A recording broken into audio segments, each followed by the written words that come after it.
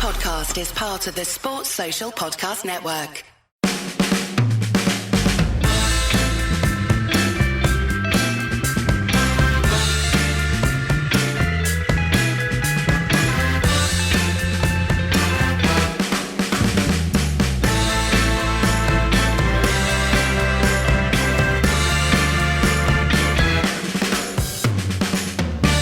There's no question about that. So, the last podcast, Ed, was called Football is Back. But now football is back! Really back. Football has happened! Actual back. How much football have you injected into yourself in the last 72 hours? I've watched every game bar Bournemouth Palace. I watched quite a lot of Bournemouth Palace. Yeah. So I watched the two Villa, Sheffield United and City Arsenal on Wednesday. Yeah. Then there was nothing. Then there was a United game. There was... How many on Saturday? Quite a few. 4 games on Saturday. 4 games on Saturday, so I missed the last one. And then I watched the 3 today. Pretty good. That's a lot of football. I can't... I'd need a list in front of me to tell you what I watched. I definitely watched City Arsenal. I watched the United game, obviously. I did watch a bunch of stuff yesterday, but all I remember is the Watford-Leicester, the last 5 minutes of the Watford-Leicester game, which is among the best football you could ever hope to see, bizarrely. I was thinking during that game, Watford had Ben Foster, Danny Welbeck and Tom Cleverley. And it occurs to me that around 2011, there might have been an FPL team where someone had those 3 players in it. You know, you're only allowed like 3 players from the same team. It'd be like, Right. It's a very weird 3 to pick from the history of United, isn't it? But they might Foster, have done. Cleverley and Welbeck. Yeah. There's 3 careers that went south. Well, Ben Foster's had a decent career for the player he is. But the other 2, I'm sure, had large ambitions.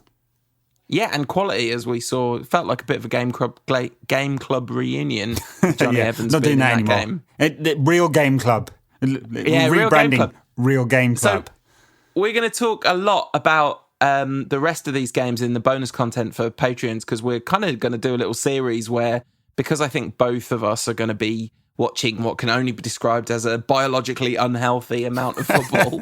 Well, no, I'm going to have to reject the premise of your statement there, Paul. Okay. I think it's perfectly healthy. It's the 6 cans of beer that I'm drinking while watching each game that is biologically unhealthy. Yeah, that's not good on a 4-game Saturday. So we're going to do that every week, basically, until people tell us they're bored of it or we get bored of it, until the end of the season. For bonus content. But as always, the thrust of our show is going to be talking about a United game. And this is a United game we'd never seen before, that we didn't know the outcome of before it started. And it was a weird experience. But honestly, I was quite emotional. There was a number of quite emotional things that happened in this game. And I have to say, I absolutely loved it. Even when we were 1-0 down, I was just watching it with a massive grin on my face going, oh, United are back. So, yeah. Yeah, I mean, I have to say I felt more relaxed about watching the other games rather than the United game, especially the prospect of losing to a Mourinho team, a very Mourinho team. And So Mourinho. And it's like the overall narrative of the game was slightly odd, actually, because United had a good half hour and then just seemed to switch off for a while. And yeah, the intensity of the game, or of United's game, seemed to just drop. And Tottenham came into it quite strongly. Didn't really create anything, but came into it quite strongly. And I was like, oh, this is not good. But United were great in the second half, or very good in the second half, and fully deserved their equaliser. Probably deserved more than an equaliser out of this game, and will go into the next game feeling, I think, fairly up. But there's a lot more nuance to it than that, of course. But I think that was my general sense of the game. You? 100%. Couldn't agree more. I mean, there is absolutely no doubt that on the balance of play, United deserved to minimum draw. I mean, let's just straight away talk about the XG. Even without the penalty, United's XG is significantly higher than Tottenham's. With the penalty, it's astronomically higher. There's John from Stockport typing his Apple podcast review. Love the show, lads, but just stop with the XG chat, will you? I just mean that United clearly created way Clearly better creating chances. more. I'm pulling your leg. Yeah, no, I know, but even I do understand why the language is off-putting to people. But in very simple terms, United created way better chances than Spurs More and did, better than Spurs. Spurs didn't have anything of note, really. I mean, even the goal was a complete mess. I mean, it's kind of a slightly odd game in that the first 15, for I think completely understandable reasons, was quite cagey. I mean, there wasn't a lot happened there. There's a lot of sideways passing. It was fairly low intensity. It's not the kind of opening to a Premier League game, United versus Spurs, that you kind of expect, really. No. But teams seem to be feeling their way into it. I don't think there was a chance in the first 15 minutes, for example. It was just all side. But you kind of realised why that would happen. Yeah, I took some notes. The only notes I've got in that first 15 minutes is after about 3 minutes, someone threw in the ball, United player threw in the ball, and Bruno just passed it to Fred with the top of the outside of his foot. And it was just the most sublime bit of technical skill. Yeah, to lovely, no great lovely, end. It was lovely moment. Yeah, I have 3 notes before that. So that was 20th minute. Oh no, that was like in the 3rd minute. That was right. Yeah, I was thinking. Not the flick to Fred. Yeah, later. Just that. There was that. Then there was like a bit where there was quite a lot of space for Aurier on the right, and United looked extremely narrow early on. But that didn't really manifest into much across the course of the game. It's just a sort of early note. And then just 18 minutes, the first sort of half flicker, a long ball into Dan James that was headed clear at the back post. But that was it. That was the first kind of red-blooded action in the game kind of thing. So my first couple of notes were, one, weird hearing Mourinho shouting at the players. There's a lot of audible player shouting and a lot of apologies from commentators going, well, if you're not watching with the augmented crowd noise, you may have heard some things you didn't want to hear.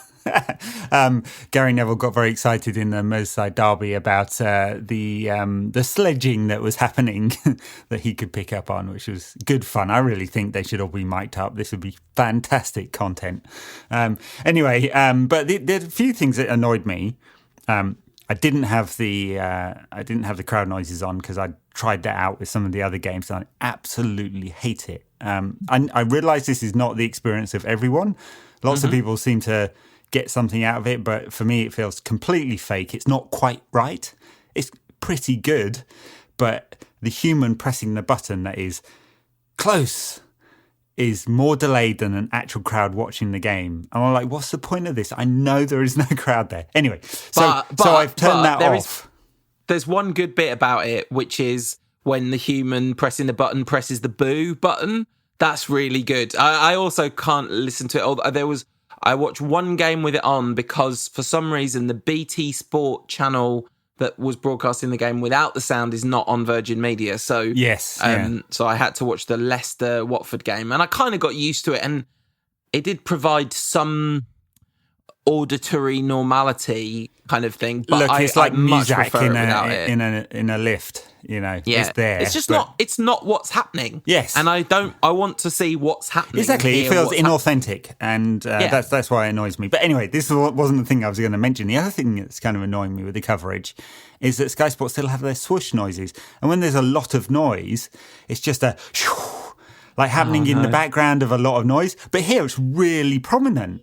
Like you've just ruined every few minutes for everyone. It's like whoosh, whoosh. Like, I wish there was a button to turn that off. It's really grating. The BBC Live, I was watching the BBC Live thing on my PS4 and iPlayer, and you could have no crowd noise, but you could also have no comms, but you couldn't have no crowd noise and no comms. The no comms channel had the crowd noise on. It's like, no, that's what my ideal thing is, just the sound from the match, no commentary, no. So that would be perfect. I would like that every time, please. Anyway. You really would pick up on the sledging then. Yeah, it was nice to. It was the BBC. Anyway, we'll talk about this loads in the bonus content. I really just liked Gary Lineker saying, "And it's live" at the beginning. That was really good.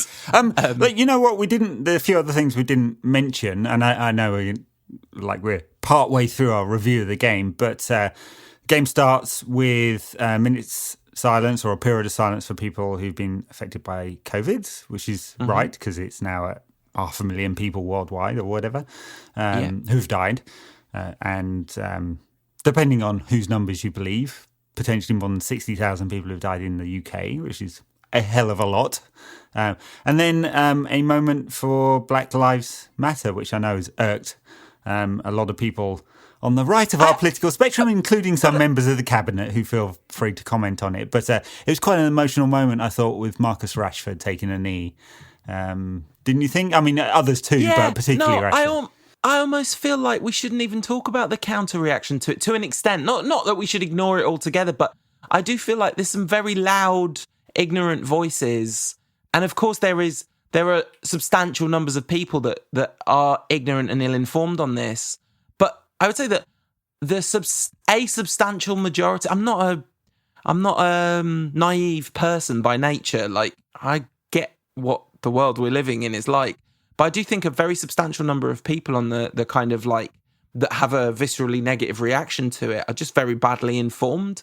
And a friend of the show, Carl Anker, made the excellent point that both on BT and Sky, who, by the way, should be ashamed of themselves for using it as an advert for Sky Movies. Yes, I think it's awful. I mean, we were chatting on the WhatsApp group about this. I just think it's the wrong tone completely.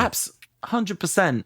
And Carl was saying, like, the thing that the broadcasters are doing a terrible job of is explaining why this is happening. They're saying things like it's taking a stand against racism, or, you know, that, you know, it's the thing that you hear over and over again is this is a powerful gesture, but there's nobody saying why. The BBC did a brilliant job of this with Ian Wright speaking beautifully on the subject, heartbreakingly. It's on his social media. And if you're genuinely don't understand why this is happening, that's a beautiful kind of primer and starting point. But in truth, I think if you don't understand, you probably don't want to. But no, I don't agree with that. I think that is a cohort of people who don't understand because they don't want to. But there are also people who just never been exposed to the idea of systemic racism because they've lived in a bubble away from it their whole lives. And that there are, maybe this is a minority of people who don't understand it, but they exist. I know, I've met them and talked to them, that there are people who would do better if they knew better and are curious and want to inform themselves and get better. So I mean, there are loads of people who don't understand and don't care. You know, whatever. So systemic racism's John Terry took a knee, which was interesting, and his manager in waiting, Graham Souness, was wearing a Black Lives Matter badge on all the coverage. Anyway, shall we move on? 22nd minute, Rashford nearly scores. I just wanted to say the Marcus Rashford moment was absolutely electric, to be honest. Marcus Rashford taking a knee with his fist raised. It spoke volumes about the depth of feeling that there is in this. And, you know, I know that there's campaigners out there that this has meant a tremendous amount to, the scale and mainstreamness of it. And of course there's a backlash against that, but there always is against anything that moves change in a positive direction. So I think the mainstreamness of it is important and not reflected in other sports. You know, the Premier League is more progressive in this sense than any other league or sport on the planet. Yeah, undoubtedly, absolutely, yeah, and that's unusual to and player driven as well. By the way, this is not owners doing it. No, this is honestly, this is young black men. That's who has made this happen. Obviously, it's not only young black men that are participating in it, but it's young black men that have moved this agenda within football in the UK to where it currently stands. 22 minutes. Now, just before that, before the 22 minutes, Bruno somehow tackled the ball off a Tottenham player while flicking it over the Tottenham player's head and gathering it on the other side. And the extent to which, until Pogba came on, Bruno Fernandes was the best player on the pitch in any measurable sense was, I mean, he's just a complete cut above the rest. Yes. I mean, look, Ollie said before the game that Pogba would play more and more minutes and he's working his way back into it. Basically, he's not played a game since Boxing Day. And he hadn't played a game before that for a month. Yeah, more than that, maybe even. Yeah, Yeah, well, about a month. Yeah, so he's played hardly any football all season, like for basically a year. And he had this really bad ankle injury, which I know an awful lot of the yahoos on Twitter will not accept, but he did have this extremely bad ankle injury, which just doesn't heal very well. Ended Marco van Basten's career, by the way, this kind of injury. So, now he looks fit and strong. And when he came on, it was fantastic. And that very long lead-in was to say, didn't it look great when both of them were on the pitch? I mean, Pogba had a lovely 20-minute cameo. Bruno had a 90-minute lovely cameo. Yeah. I'm glad he's taken off where he stopped when the lockdown he's came. Taken off where he stopped. That made no sense. But anyway, they talk about him as being a leader on the pitch, a leader off the pitch. He's taken the reins. He has taken responsibility for making sure this team works. And it was important he was in that midfield, actually, because Fred and McTominay were a bit, they were so-so. They were sort of in the game, but not really influential on it. Bruno was for the best parts of the United. Yeah, so there's a bit of pressure, which United had a kind of a little build-up of pressure, and then Bruno put the ball into the box. Wasn't an amazing ball into the box or whatever, but very decent. But Davinson Sanchez, not Alexis, obviously, headed it into Rashford's path. Like, absolutely bizarre bit of attempt at defending. And I wrote side foot too central from Rashford, but that was my first note. Actually, seeing the replay, it's brilliant from Rashford. He kind of has no time to react whatsoever and really direct it to try and crot it back across Lloris, and Lloris does really well to get a foot to it. Yeah, had a good game, Lloris, actually. Yeah, very. Unlike the keeper at the other end, we'll talk about him. Rashford, he's definitely had better games for United, of course. And I mean, I'm apart from some players in this game, I'm not going to be knee-jerk about any of them because they've just had 3 months off. It's like watching their first, or in this case, third pre-season game and making judgments. So he wasn't quite as sharp as we'd expect him to be. Of course. But he was also out for a long time. Like he was out for a long time before this as well. Yeah, with that really serious back injury. So it's a massive bonus he's back. And he did some nice moments in the game, but not as sharp as he can be. But that was a good chance and, not quite. So Fred has a shot on target from the edge of the box. Then there's a little bit of that pace from Dan James, who... Mason Greenwood for Dan James was a positive it's not even close, is it? Dan James seems like a really lovely, genuine fella who really, really wants to. He's got a great work ethic. He really wants to do well for this club. Super focused. This is not off the pitch stuff that's causing him problems. He feels like he's being thrown in too soon. And again, same caveat as before. He's had 3 months off. It'll take him a bit of time to get sharp, but his performance was the same performance he's been giving us most of the season. I mean, he scored in the last game, didn't he? He scored just before the break. I seem to remember. Right. I think he did, but he hadn't scored since August before that. But his problem is it's always been his problem in this game, right? When there's no space behind, he's completely ineffective. He's just completely ineffective. Yeah, I mean, my hope for Dan James is that is just like, I just don't want to go too soon on Dan James. If I went now on opinions on Dan James, it'd be like, well, he's got no future at United. But I think it's too soon. We've seen many times players really dramatically transform their capacities and how much contribution. And what I hope is that this is his Malcolm Gladwell season. It's not quite 10,000 hours, but this is the kind of the foundation laying season that leads to something. I'm not expecting that. I'm just hoping for it. I just wonder whether he's got enough tools in the locker to become the kind of player we'd like him to be. He seems quite one-dimensional, but we'll see. Again, yeah. Hope stuff comes good for him, and he's got plenty of time. He's young, and the fact that he's played so many minutes this season, just a huge, 32 games I think he started, something like that. It's just an incredible amount of games for a player who was supposed to be a young player on the fringes of the squad, playing now and again, and it just kind of says something of United's weakness.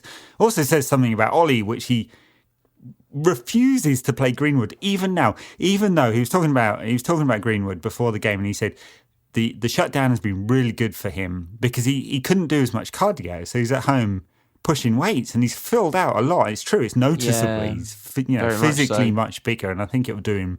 As long as he hasn't lost any pace, yeah, that's it'll do it. him a lot of good. I hope it'll do him good. I hope it doesn't affect his balance and his pace. Look, he doesn't look like a bodybuilder. He just doesn't look like a scrawny kid anymore.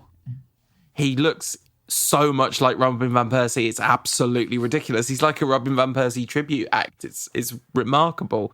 Dan James, I was just looking it up. He scored against LASK and had not scored for United since the 31st of August. Scored for Wales in September, but still, it's a very, very long time in between. Anyway, that Dan James break preceded. It's just, it's every time you look at it, I just want to cry, basically, because I really want Dave to come good. And I think his problems this season they're not the yips, right? He's not having that, he's flapping at crosses, and he's losing confidence in everything. It's very, very specific, letting in shots he should not let in, right? And it feels like 99% of, I don't think it's, no, because I don't think it's a confidence thing. I think it's a concentration thing. I just think he's not concentrating at really important moments. With this, it was shin height and he tried to punch it. I mean, it was genuinely awful piece of goalkeeping. He wasn't even close. He wasn't even close to, I mean, it's awful all around this goal, right? It's awful because when Bissaka tries to, he doesn't keep up with the offside, so he plays everyone on. It's awful because Shaw just heads it up into the air. What kind of clearance is that? Knock it out if you can't get it away. And then Harry Maguire, I've never seen him move so fast. It was just he was going backwards away from. I like a lot of people. I saw a lot of people criticising Maguire, and it was bad. But he just got sold by the attacker. Like, he got skinned basically, and that felt like kind of first game back, kind of like just not quite on it. And he's not normally one that you would kind of fear for in a one-on-one duel in that situation with a striker running at him. Well, he's not always the most fleet of foot, Maguire. That's his biggest weakness. Anyway, he got done by the quality of the player, and then, but the worst of the four is obviously De Gea. It's routine. It's really quite. I mean, ball moved a little bit, but not that much, and you can see it very clearly. And it's coming from a long way out, longish way out. Anyway, plenty of time for him to see it, and I think every keeper in the league's going to save that. And Dave, you'd expect him to save it all the time, but he didn't. Who scored didn't give him a little error leading to goal, which clearly is bizarre. It's a double error.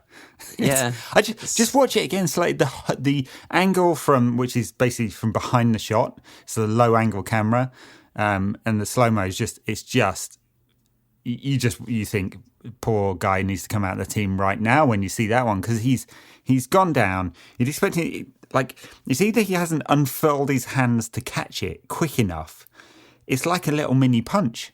Yeah, absolutely. Just, and it's all about this thing that his whole game is based on precognition. Like, his whole game is based on what they call reflex saves, which are actually anticipatory saves. And there's something gone really wrong with his capacity to read simple situations. Like, sure. That's why I think it kind of is analogous to the yips, actually. Because the yips is when the thing you've always been able to do, you can't do anymore. And it isn't, I don't see how this can't be, at least, it must be negatively impacting on his confidence, because it cost United Champions. I mean, United's collective failure cost them Champions League football last season, but like, the man who was directly responsible for it more than anyone else was De Gea. And this game, like, this could cost us Champions League qualification again, and it will be because of him. Yeah, I know. And look, of course, we're much more critical of goalkeepers because their errors lead to goals, inevitably. There was one passage of play that drove me mental when Luke Shaw, series of passages of play, gave the ball away 5 times in a row. And I was like, I mean, he adds nothing from an attacking sense. I don't mean to divert the conversation. I cannot see any value in Luke Shaw being in the side at all. Right? I couldn't see it before this. I've been really supportive of him over the years, probably too patient, and I just don't get it. I don't understand why he's in. Anyway, so my point generally is players make mistakes. Some players make an awful lot more mistakes than a goalkeeper. I mean, Dave isn't letting 5 in a game like that. Yeah. But one is really critical, and it's cost United points. Yeah. And it's like Luke Shaw's job isn't to make sure that every pass that he hits finds another player. I mean... mind you, if it finds the opposition and they go and score as a result of the break, then it is. Yeah, sure. Or if he heads it up in the air when it's an easy clearance, it kind of is as well. But yeah, no, I mean, that one, definitely. But the scale of difference of, like, the directness of the problem of that mistake, it's not just that we're more critical of goalkeepers when we make a mistake, it's that it is more critical that goalkeepers don't make those kinds of mistakes. Like, I think this is a huge problem for United. And I'd love more than anything to be wrong, but how long do you keep saying that for? I mean, I don't know how many times I said I'd love to be we've had wrong nearly about 2 Rooney. seasons, yeah. So that's an awful long time for a player who seems to be degrading. And of course, across those 2 seasons, it's probably 10 mistakes or something. It's probably less than that actually, but it's still.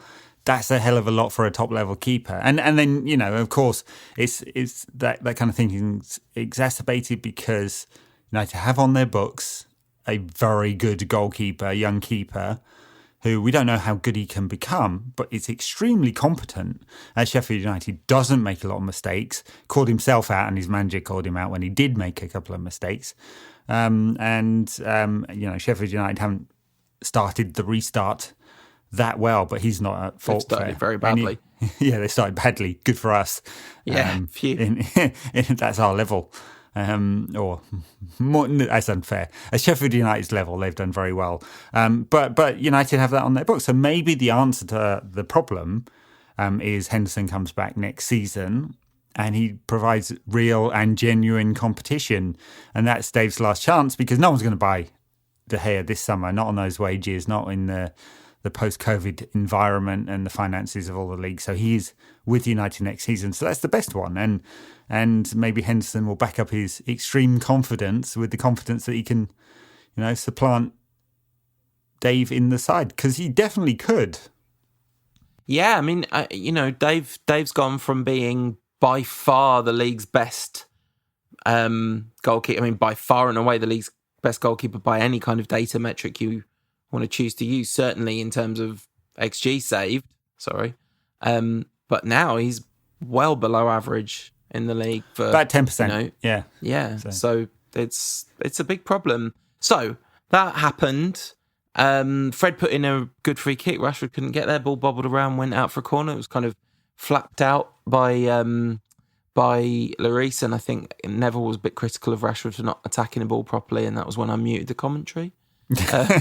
How dare you? And that's our Prime Minister you're talking about. You didn't catch Roy Keane at half time then? No, I didn't. I've since seen it. I think that he's ridiculously... I mean, we've just spent 10 minutes criticising David De Gea, but hopefully not saying he's a disgrace. He's supposed to be representing Manchester United, and after 3 months of not playing professional football, he's made a mistake and therefore deserves shooting. Roy, the greatest player ever to play for Man United, not so good in the subtle, nuanced art of analysis. I was going to come to this at half time, but since we're on it and seem to be talking about things in the round today anyway, I mean, I kind of felt it was pantomime, and I do believe that Roy Keane is an intelligent man who knows what he's saying, and he's playing a part. You know, I think as Miguel Delaney said, Roy Keane is now playing a character called Roy Keane. Yeah, and Neville went through this period for a while, and so I do think it's that. It was interesting. Roy Keane, someone else was talking about it. Went to visit Andy Cole in hospital. He's good friends with Ollie Solskjaer. They spend quite a good bit of time together. I'm sure he's not like this in normal company. He's amping up his role in the narrative somewhat for TV. It was kind of funny. It's great TV when you just Gets take it on people its own, but it's people ridiculous. all riled up though. People just he's right. That's professional footballers are a disgrace again after being national heroes a week earlier or whatever. Yeah, Anyway. I did like Patrice Evra. I mean, Evra was taking it like fully tongue in cheek. I mean, literally, I think he had his tongue in his cheek at one point. Said, "Yeah, don't worry, I'll." Any United players need a taxi, I drove down so I can drive them back up. There was a decent save from De Gea. From Bergwijn. Son. Yeah, Bergwijn did quite which well, Roy but Keane claimed he would have saved. Don't think so, Roy. Don't think so. It was fine. And then there was a Bruno shot from range, which you have to tolerate Bruno Fernandes shooting from absolutely outrageous shooting positions because you know that he is much more likely to score than he should by any given right be. There was one late on in the game which left Pogba kind of like doing Rooney flappy arms. But I think Bruno was like, do you want me to send you a video to show you why I do this? Yes. One did nearly hit the corner flag. So there are a few of those, yeah. And anywhere inside his half is fair game, he believes. Yeah. Oh, that was one, though. That shot near the end of the first half, I've remembered why I noted it. It's because he fell down, but still managed to skin the Spurs player because he used the fact that he slipped to send the Spurs player the wrong way and doubled back and opened up some space for himself for a shot. If you want more from the show in between shows, check us out on the socials. We are NQAT Pod on Instagram, Ed's at NQAT Pod on Twitter, and we are under our real names on Facebook at No Question About That. We came out of the traps absolutely flying after the... Yeah, I mean, it was all United in the second half, really. I mean, Spurs... happy to retreat. Looked like a Mourinho side, didn't they? For most of it. And then talking to Mourinho, it was very nice to see Paul Pogba come in. I mean, I had messaged you. I'm not saying I'm some sort of football genius for thinking that this was what needed to happen, but it's so rare that you go, I think these should be the subs, and then they actually happen. But I messaged to say, like, we need Greenwood for James and Pogba for Fred, and then this game changes altogether. And that's very much what happened. It was... suddenly we had a front five of Greenwood, Rashford, Martial, Pogba, Fernandes. That's a team, that is. So there was a shot from Bruno about 7 or 8 minutes after half time as well from range, just wide this time. Inches wide. Inches. I think was that just before Pogba and Greenwood came on? I think it probably was. I mean, absolutely the right substitutions to make, of course. Yeah, and then there's a brilliant pass from Bruno to Martial, absolutely like world-class pass. Really good sliding tackle from Dyer, stopped Martial getting the shot off. When was it? Oh, yeah, what a save by Lloris. Yeah. Now, that was a save from a shot from a tight angle. So is that the one, was that Pogba finding Martial in the box and Martial sort of turning and falling away and shooting? That's right, yeah. I mean, great save. I mean, Lloris is another one who's probably degraded in quality over the years, right? So, but that was a fine save. And of course, keepers who can do that save you a lot of points. Yeah, absolutely. Save Spurs, for sure. And then my next note is just, wow, Pogba for the penalty. I mean, there's one other raking pass that Pogba played. Can't remember if that was before or after. Absolutely brilliant. But yeah, Pogba just getting the ball. It was like PES or FIFA. You just get the ball out wide and just cut inside and beat player after player after player. And of course, then Dyer could take no more. And I think it was Dyer dived in, took Pogba out, 100% pen, no doubt whatsoever. Wasn't worried at all with the VAR check. As soon as you saw that video, it's like, yep, this is 100% a pen. Yeah, and then, Dyer of course, always feels when he's playing in central defence like that he's an error waiting to happen. Yeah. So, yeah, for sure. And just lovely skill from Pogba, great feet, and, got in a very good position.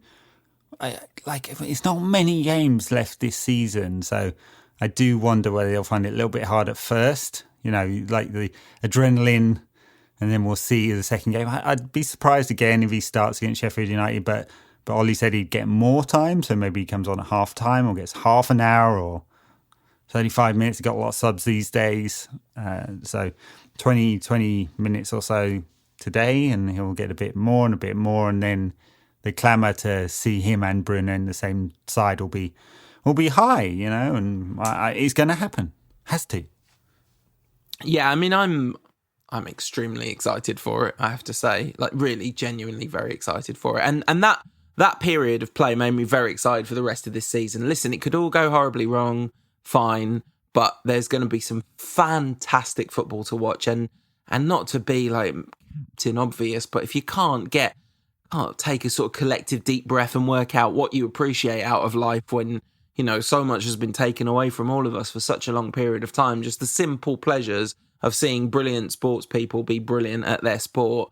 I am okay with setting a bit of the kind of like obsession with winning and success and all those things. I mean, I'd love it if United do well and get into the Champions League. That would be absolutely brilliant. I mean, it's good. It's important for the club that sure. United are in the Champions League, and talk about money and all of that kind of stuff. And it's important because if they get into Champions League, we'll see some even better players, and we'll see development of this team. And we don't have to watch bloody Europa League football again. yeah. And that's important for my sanity and the quality of this podcast. So there's many reasons. Yes, I do just appreciate football. I've watched a lot of football this weekend because I just wanted to appreciate football again. And I've really enjoyed it all, actually, even without the crowds and just watching the competition. I especially want United to be playing in those big games. I want United to be playing against the best teams and have Pogba and Bruno in the side at the same time. So Bruno with a absolutely shocking dive that John Moss, mate. What are you talking about? He clipped him. VAR is so biased. It's just Scousers in the, outrageous. John Moss's first game back after a long period of time out.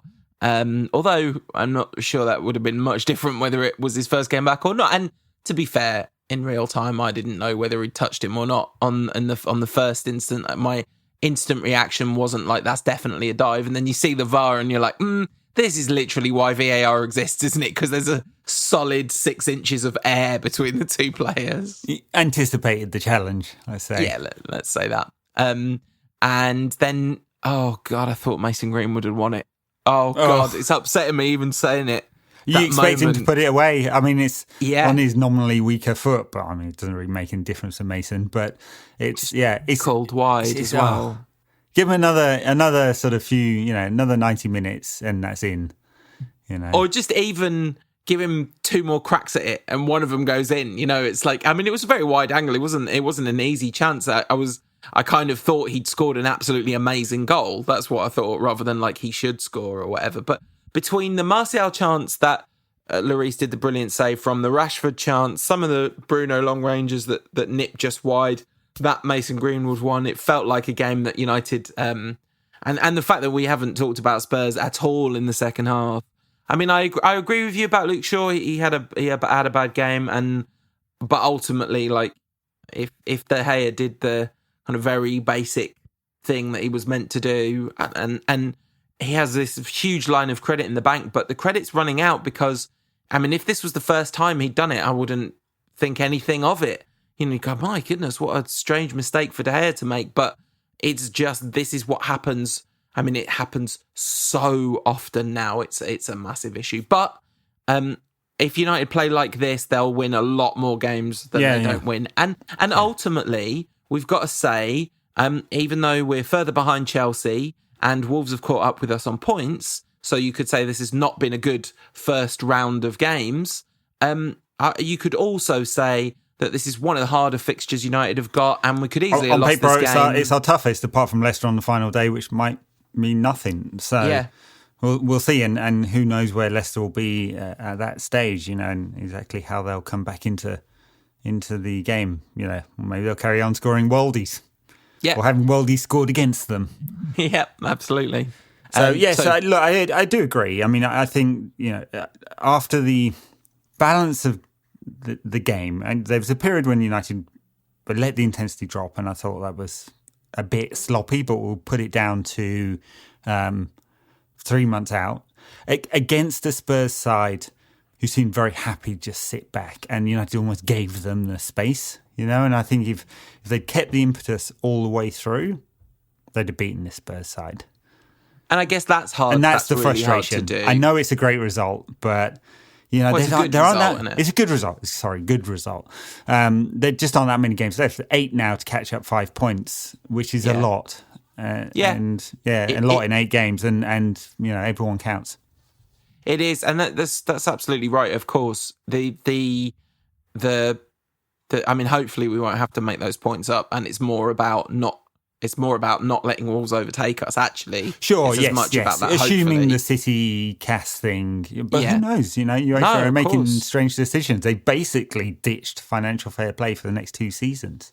I mean, they haven't. They've rolled them together and then said, "You demonstrate what you think you've lost, and we won't count that." Which basically means, if you think about it, clubs who have outside sources of income can then take that block of money they're saying they've lost and just put it on transfers. It's great for Paris Saint-Germain and Chelsea and Manchester City and so on. Anyway, so ramble, but UEFA could make some odd decisions here, which is like we're deferring this or something like that. Yeah, for sure. That's possible, of course.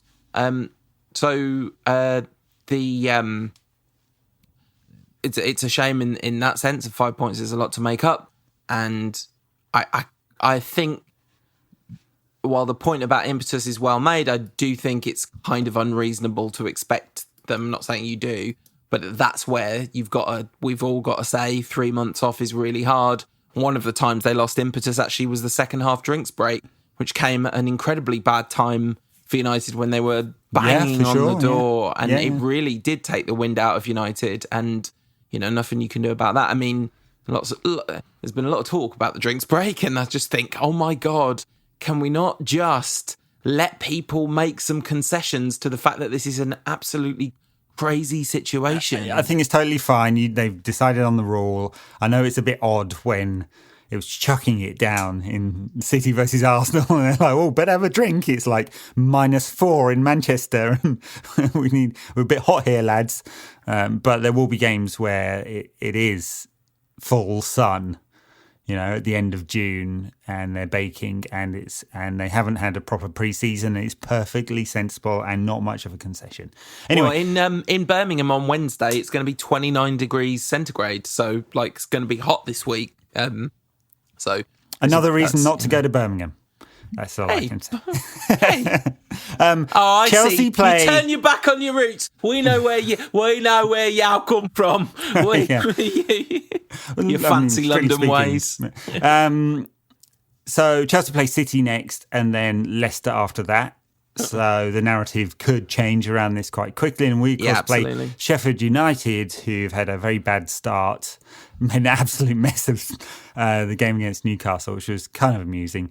And they'll be without Henderson for the game against us, which comes next. And then we play Brighton, who were... I don't know what kind of barometer it is beating Arsenal these days. I'd say not much of one. They were sinking quite fast before the break. And then we played Bournemouth, who were awful... apparently against City. I didn't see it. So Palace. Yeah, against Palace. That apparently. They were and Villa, who were, against Sheffield United, should have lost the game to a very, very poor goal decision system thing. Unprecedented levels of occlusion. That's right. Official statement. I'll send. I have some friends in the augmented reality space. I'll send them some of their programmers, shall I, to sort that problem out. Well, in 9,000... Anticipate the occlusion. Your programming should do it. But that's 9,000 test games, and it's never happened before, so it's kind of a freak occurrence. Anyway, the other thing about Sheffield United were dreadful against Newcastle. I hear they were pretty bang average against. I mean, Villa. We talked on the. I was kind of saying, well, he's playing relegation teams. That's kind of like they've got a lot to play for, and you were like, yeah, but they're rubbish.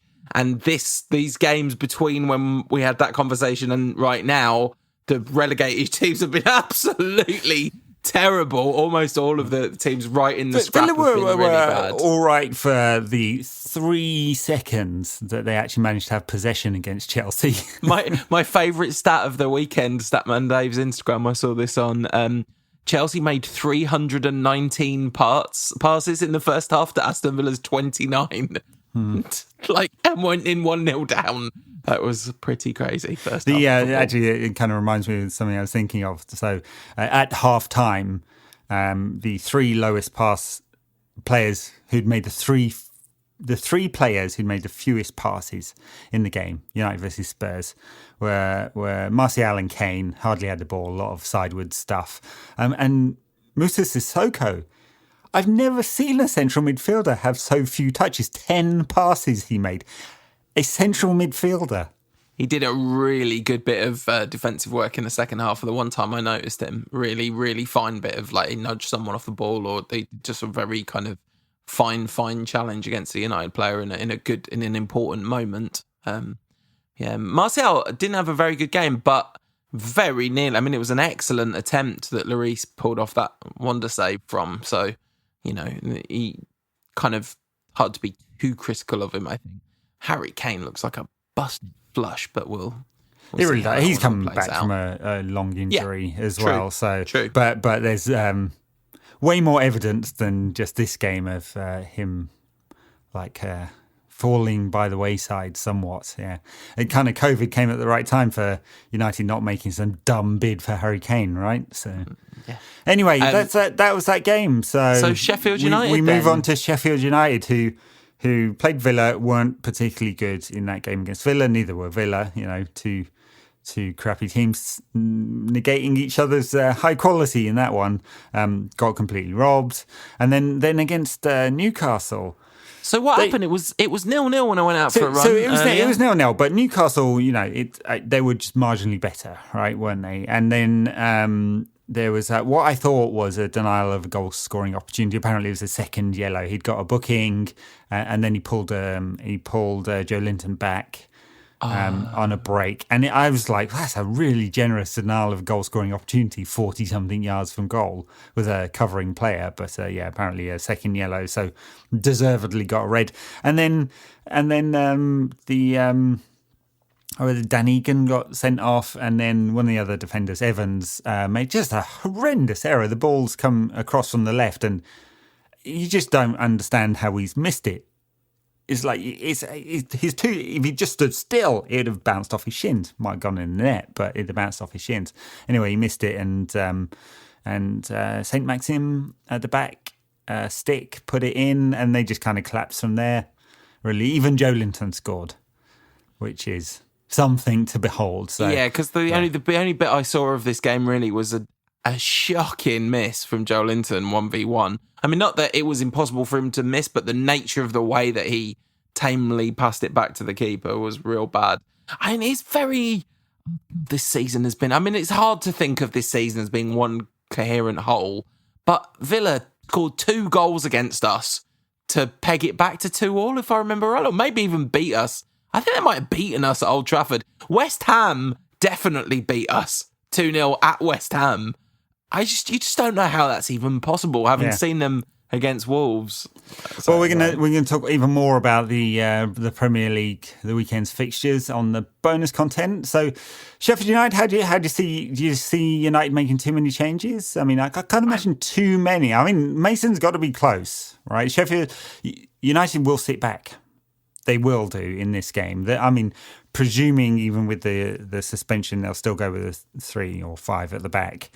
And there won't be a lot of space. I don't see the value in having Dan James in this. I mean, I haven't got an agenda against him. I just don't see the value. So for me, Mason's got to play, although I suppose there are other options. Jesse Lingard could play or someone else.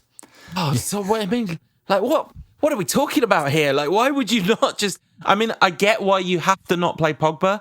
I would love to see it. I'd love it, by which I'd love it to be the right thing to do, to play McTominay, Fred and Pogba.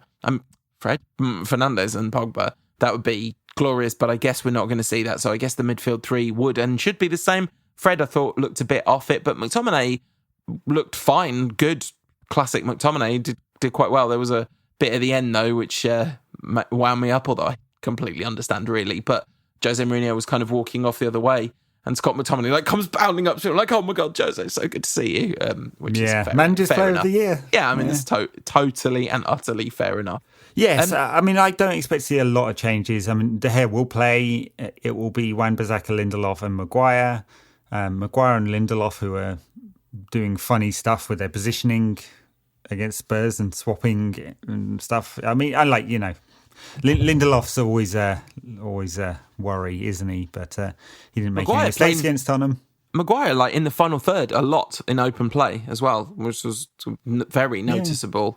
I guess it's sure we'll start. I'm sure. I think there's a lot of argument for. I was just looking at who scored. 7.4. Shaw got from who scored. No thanks. I don't believe it. A lot of successful dribbles. Beat a man a lot of times. Successful dribbles. Yeah. That's what he gets his points for in that game. I should have looked at more data. I don't think he created anything in the game. But I don't expect to see too many other changes. I mean, maybe Greenwood will come in. He should. Should. I mean, I really don't understand the rationale. I have to say, though, not understanding the rationale, it might be that there's perfectly good rationale that I don't understand and not privy to for some reason. There might be stuff going on. There might be a good reason. Just from the outside looking in, it looks a complete no-brainer to play the front three of Rashford, Martial and Greenwood. That would be great to see. And the only other possible option is that, which I don't think we'll do, but I did think we'd do it against Spurs and didn't, is the back three, because Sheffield United will very likely play a back three. They will, but I don't see it. I don't see why would you don't need to match up against a team that's probably going to get 35% possession. Yeah, exactly. I mean, United ended up with 60% possession again against Tottenham. What another game where we've not won, having had the lion's share of possession. But in this one, we had the lion's share of chances too, which hasn't often been the case in the games, which the possession stats have looked like that. So yeah, I mean, I don't know. Sheffield United's threats, they just normally well organised and don't concede a lot of goals. Maybe it was the red card that changed that in this game. They just reacted really badly to it. They've got Lundstrom, of course, who is an FPL. Like a lot of people might not have been familiar with him, but have had them in their fantasy league team all season because he's registered as a defender but plays in midfield every game and has kind of made quite a lot of assists and things like that. I mean, their top goal scorer is John Fleck with 5 and Mousset with 5. So there's no kind of very obvious danger men in that sense, but they've spread the goals out throughout the team really, and yeah, just been resolute. And even though they've just shipped 3 against Newcastle, I don't feel super confident. You wonder whether they're going to maybe get a little bit of their mojo back. They've had 2 games now. They might be their engines might be going now. I mean, in theory, they should be better prepared than United because that's 90 minutes more competitive football than most United players have had. I mean, it's going to be hard for them to pick themselves up from that spanking against Newcastle. They might feel some fair justification that they should have beaten Villa, but this proper tonking, and confidence will be hit. I think they will. Especially without Henderson, they will be very resolute. They will basically play 5 at the back. They are one of the lower possession teams in the league. Not super low, but averaging sort of 45% or so. United will probably have 60% possession, and they will have to find ways to break that team down. Of course, it was a very, very open game at Bramall Lane earlier in the season. With a great crowd, great atmosphere. There won't be any of that at Old Trafford, so we've lost that advantage that we should have had. Theoretically. So games like this one can fall a bit flat at Old Trafford sometimes, can't they? It's better players in these circumstances have proven, I think, to win out in the month or so of the Bundesliga, just about. Although home advantage does disappear. So we'll see. Yeah. Which one cancels, which one out? Absolutely. And whatever happens, I have to say, as soon as the game finished on Friday, I was like, right, come on, when are we next? When are we playing next? Just one more, just more United, more. So yeah, can't wait for 6 o'clock on Wednesday. Great, and we'll be back probably Thursday with the podcast. Yeah, depending on we're going to record after the game, so depending on how quickly we can get that turned around and out for everyone, it might well be out on Thursday, but if not, it'll be out Friday. So yeah, we look forward to seeing you then. Patreon backers, stay tuned for what can only be described as an absolute festival of football chat. Everyone else will see you on Thursday. Bye now.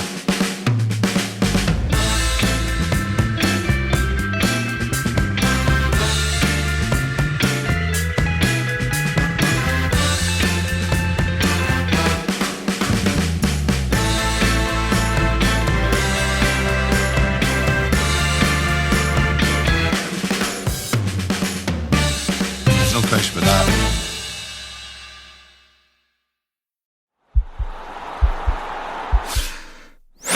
This podcast is part of the Sports Social Podcast Network.